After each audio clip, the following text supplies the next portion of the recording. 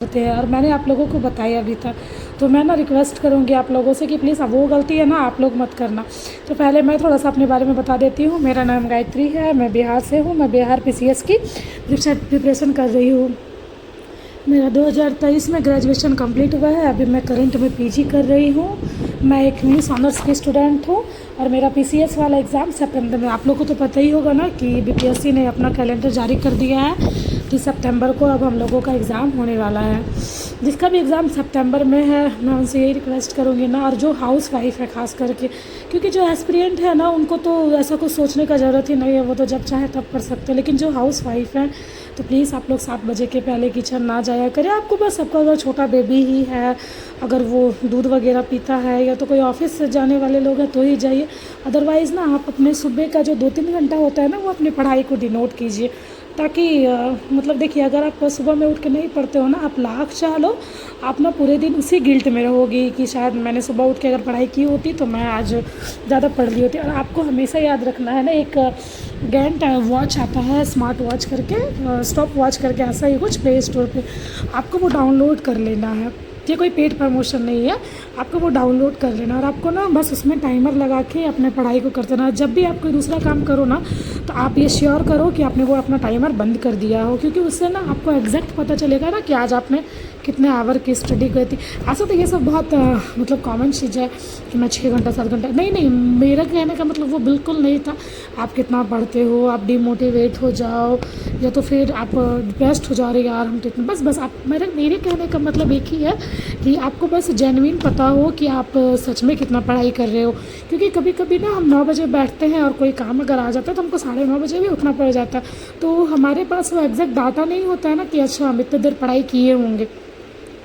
तो Gantt smart watch से क्या होगा कि आपको एकदम श्योर पता रहेगा कि आज हम इतना देर का पढ़ाई किए हुए थे, ठीक है।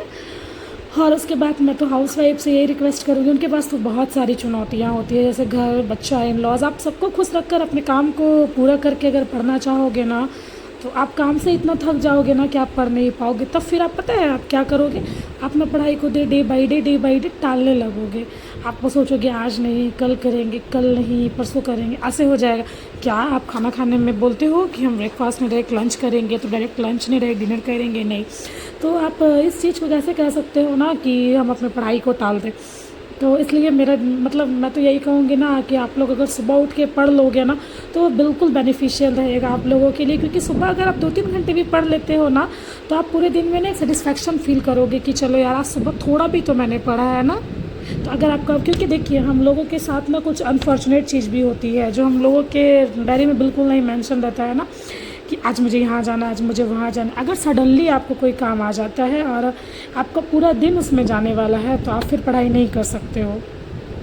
तो बस आपको पता होना चाहिए आपका डे कहाँ जा रहा है, आपका दिन, मिनट, सेकंड, आवर, एवरी दिन, मतलब सब दिन का आपको एकदम एवरी डे का आपको पता रहना चाहिए कि हाँ मेरा ये, हाँ मेरा ये। मैं आपको एकदम अपने समय का 24 आवर्स का आपके पास कैलकुलेशन होना चाहिए कि कोई भी अगर सामने से आपको पूछे कि आपका समय कहाँ जा रहा है तो आप बता सको। और आप ना किचन में जितना ज़्यादा कम से कम समय दोगे ना आपके लिए उतना ज़्यादा सही रहेगा। क्योंकि किचन के काम करके आप किसी भी फील्ड में, किसी भी चीज़ में कुछ भी हासिल नहीं कर सकते हो। आप हमेशा याद रखना, आप अगर 10 दिन किसी का काम कर रहे हो ना और अगर आप एक दिन नहीं करते हो तो लोग आपके 10 दिन के किए हुए को ना बस भूल जाते हैं। तो मैं बस क्या ही कहूँगी, अनुभव, बस अपना अनुभव बता रही हूँ। मैं बहुत छोटी हूँ आप लोगों से, किसी की दीदी हूँ, किसी की भाभी हूँ, किसी की मम्मी हूँ।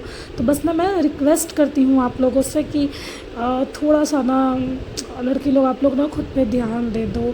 क्योंकि आने वाले समय में ना यही लोग हैं जो आपको ना पीछे खींचने में लगे हुए रहेंगे। क्योंकि देखिए लोगों को आदत हो जाता है कि आप बना के दे रहे हो तो लोग खा रहे। जो लोग आपके घर में स्वस्थ हैं, जो लोग किसी तरह का किसी को दिक्कत नहीं है हाथ में पैर में, तो आप उन लोगों से कुछ थोड़ा बहुत करवा सकते हैं। ऐसा नहीं है कि आप वो काम करेंगे तो ऐसा वाला रिएक्शन होगा, बिल्कुल नहीं होगा। तो बस, और ना ही तो सबसे बड़ा बात है ना कि ना ही तो आपको एक दिन में पढ़ाई की आदत लगेगी और ना ही तो एक दिन में अगर आप पढ़ रहे हो तो वो आदत छूटेगी। तो एक बहुत ही फेमस कवि का वो है, पंक्ति है जो कि आप लोगों ने बहुत बार सुना होगा, मैं फिर से आप लोगों को सुना देती हूँ। करत करत अभ्यास कर जड़मति होत सुजान, रसरी आवत जात है सिल पर पड़त निशान। तो आप लोग हमेशा एक बात याद रखिएगा ना कि एक दिन में कुछ भी नहीं होने वाला, ना ही तो एक दिन में कुछ ख़त्म होने वाला। हाँ, कभी कभी अगर आप एक दिन ना भी पढ़ पाओ ना अपने शेड्यूल वाले दिन में, या तो फिर जिस दिन आपको लगता हो कि आज हम ज़्यादा प्रोडक्टिव रहेंगे, अगर आप उस दिन भी प्रोडक्टिव ना रह पाओ, कोई दिक्कत नहीं है। आपके पास अगला दिन है, आपके पास अगली सुबह है, आप अपना उसको बेटर करो। क्योंकि अगर आप गिल्ट में रहोगे ना तो वो दिन तो आपका पार हो ही गया, आने वाला अगला दिन भी आपका उसी गिल्ट में पार हो जाएगा। तो बस जो हो गया सो हो गया। आज से, अभी से खुद को जगाओ, खुद को एक नई ऊर्जा की ओर लेके चलो। बस मैं बस इतना ही कहना चाहूँगी कि अभी आपके एग्ज़ाम में जून, जुलाई, अगस्त, बस 90 दिन का समय है। जो भी सितंबर में बीपीएससी के पीटी में बैठ रहे हैं, बस आर नहीं तो पार, खुद को इस पार रख लो या तो उस पार जाने दो। आपको बहुत मेहनत करना है, आपको बहुत संघर्ष करना है। कंपटीशन बहुत टफ होने वाला है, क्योंकि बिहार में सिर्फ हमारे बिहार के लोग ही फॉर्म नहीं भरते, कुछ यूपी वाले भरते हैं, कुछ यूपीएससी के कैंडिडेट होते हैं जो कि यूपीएससी लेवल का प्रिपरेशन करते हैं, वो लोग भी बिहार में आके फॉर्म भरते हैं। तो आपको ये अश्योर करना पड़ेगा कि आपका तैयारी उस लेवल का ही हो, अदरवाइज़ आप साइड हो जाओगे, क्योंकि कट ऑफ काफ़ी हाई जाने वाला है। आप लोगों को पता होना चाहिए। और जिस प्रकार बीपीएससी ने अपना पूरा सिलेबस चेंज किया है ना, बहुत मेहनत की ज़रूरत है। और अगर देखिए आपके पास अगर कोई बैकलॉग हो ना, तो आप हमेशा कोशिश करो कि आप उस बैकलॉग को पहले पूरा करो। क्योंकि जब तक आपके पास बैकलॉग रहेगा ना, आप एक होता है ना, डरे हुए से रहोगे। यार हो सकता है ना सर जो पीछे पढ़ाए हो क्वेश्चन उसी में से आ जाए। आप पढ़ा वाले रहे हो, मैं मानती हूँ कि आप अपने बैकलॉग को साइड कर दिया और आप जो करंट में चल रहा है, जो करंट में आपके टीचर पढ़ा रहा है, आपके फैकल्टीज़ पढ़ा रहे हैं, आप वो पढ़ाई कर रहे हो। लेकिन है ना कि आपका ध्यान उस बैकलॉग पे रहेगा। और जब एग्ज़ाम में आपसे कोई क्वेश्चन मिस हो जाएगा ना, जो आप नहीं बना पाओगे, तो आप बस गिल्ट में रह जाओगे ना कि शायद वो क्वेश्चन मेरे बैकलॉग से आया होगा। तो आप ये श्योर करके जाना कि आपको कोई बैकलॉग ना रहे।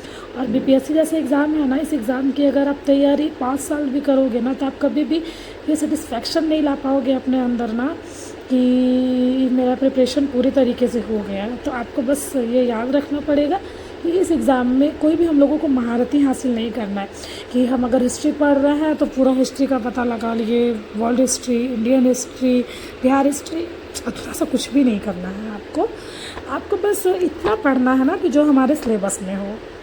क्योंकि हम लोगों को बस एक एग्ज़ाम निकालना है, हमारे पास लाख नॉलेज है। इससे क्या हो जाएगा अगर हमारा पीटी ही ना निकले तो? जब तक हम पीटी नहीं निकालेंगे तब तक हम मेंस में बैठने के लिए एलिजिबल नहीं होंगे। आपके पास मेंस का काफ़ी नॉलेज है, ये बात मैं मानती हूँ, ये बात आपको पता है, ये बात एग्ज़ामिनर को नहीं पता है, ठीक है। ये बात और भी जो क्वेश्चन बना रहे हैं उनको भी तो नहीं पता है ना भाई कि आपके पास क्या नॉलेज है। उनको बस इतना जानना है कि वो जो क्वेश्चन दे रहे हैं आप उनका आंसर दे दीजिए, वो आपका सिलेक्शन करवा लेंगे। बस इतना ही सा उनका लॉजिक, बस इतना ही सा है, ठीक है। बस धन्यवाद। अगर मैं अपने इस छोटे से प्रयास से आपसे जुड़ पाई तो प्लीज़ सब्सक्राइब माय चैनल। मैं आपको डेली मोटिवेट करती रहूँगी, आप बस थोड़ा थोड़ा पढ़ती रहिए। मैं ये नहीं कह रही ना कि आप बस एक दिन में ये कर लो वो कर दो, पूरा आनंद फानंद में, नहीं, ये नहीं हो पाएगा। क्यों? क्योंकि ना मैं सबसे तो रिलेट नहीं कर पाऊँगी, मैं हाउस वाइफ से रिलेट कर पाऊँगी, क्योंकि उन लोगों के पास बहुत सारे काम रहते हैं। और सबसे बड़ी बात है ना, जो न्यूली मॉम बनी है, जो न्यू मम्मी है अभी, उनके पास तो अपने बच्चे का सारा टेक के आप लाख लोग कर देंगे आपके, ठीक है। आपके लॉज बहुत सपोर्टिव हैं, आपके हस्बैंड